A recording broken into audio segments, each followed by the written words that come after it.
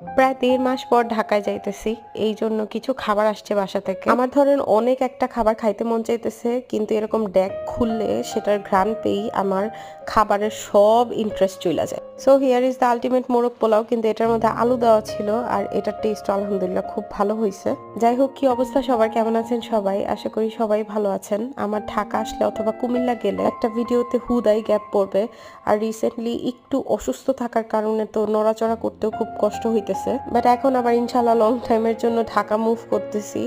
আপনারা যদি কেউ কোনো প্রমোশনাল কাজের জন্য আমাকে নক করেন, তাহলে আমি মোটামুটি হালকা পাতলা ভাবে ঢাকায় অ্যাভেলেবেল আছি। আর একদম ভোরে উঠা হয় এই দিনগুলাতেই, মানে হয় আমি কুমিল্লা যাব, নাহলে আমি ঢাকা ব্যাক করব। গ্রামে শীতের যে একটা ওয়েদার, সকালে এখন বাজে 7টার দিকে, একদম মানে টাইমটা ছিল 7টা।